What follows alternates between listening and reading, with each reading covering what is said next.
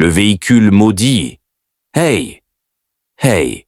Il portait un regard étrange, troublant, presque inhumain. Un esprit maléfique, avide de sang humain, s'était emparé de lui. Ce jour-là, il avait pour dessein de sacrifier sa propre mère afin de renouveler un pacte obscur avec les ténèbres. Alors que sa mère s'apprêtait à monter dans le véhicule flambant neuf qu'il venait d'acheter, une femme apparut à l'angle de la rue.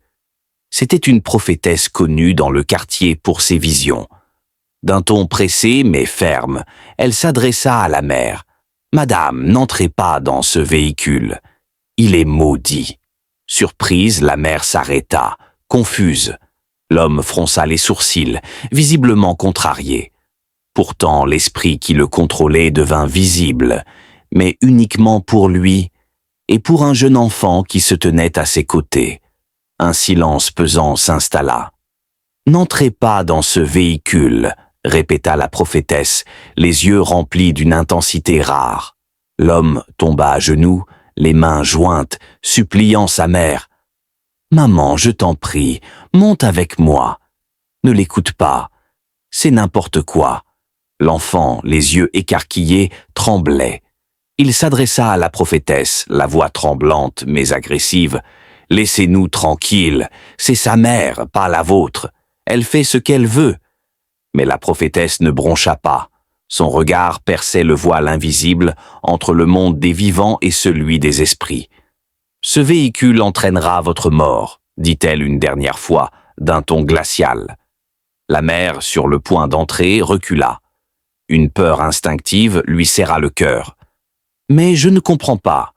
Pourquoi m'empêche-t-elle de monter dans le véhicule de mon propre fils ?» demanda-t-elle, perdue. Son fils se leva brusquement, furieux. « Maman, je suis ton fils. C'est moi qui ai acheté cette voiture. Tu préfères écouter une inconnue que moi? Elle te nourrit. Elle veille sur toi chaque jour. » La mère répondit calmement. « C'est peut-être une inconnue, mais ses paroles sonnent justes. On ne dit pas de telles choses sans raison. Et tu crois qu'elle sait ce qu'elle dit? Elle a peut-être même pas mangé depuis ce matin, » moqua-t-il. La prophétesse esquissa un sourire. « Maman, s'il te plaît. »« Entre dans la voiture, » implora-t-il encore. Mais soudain, une voix glaciale, venue de nulle part, résonna aux oreilles de l'homme. « Fais tout ce que tu peux pour qu'elle monte, sinon c'est toi qui mourras. » La peur le submergea. Il retomba à genoux, le visage fermé, l'angoisse dans chaque geste. « Pourquoi tiens-tu tant à ce que je monte dans ce véhicule ?» demanda la mère, les yeux remplis de larmes. « Demande-lui » s'exclama la prophétesse avec ironie. « Demande-lui pourquoi il insiste autant. Tu préfères croire une étrangère à ton propre fils. J'ai tout fait pour toi. J'ai les moyens, la voiture, tout ce qu'il faut. Et toi, tu choisis de croire une femme que tu n'as jamais vue. » La mère baissa les yeux. Un silence s'installa.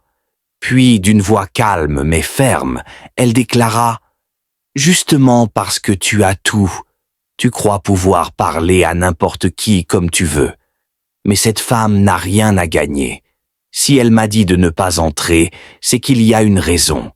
On va laisser la voiture et prendre un taxi. C'est plus sûr. »« Maman, non !» cria-t-il. « Tu ne peux pas l'écouter. Je ne peux pas avoir une voiture et prendre un taxi. »« Alors pars seul, » dit la mère. « Moi, je reste en vie.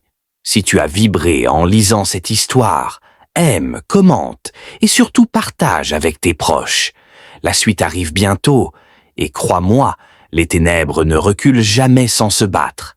Abonne-toi pour ne rien manquer. »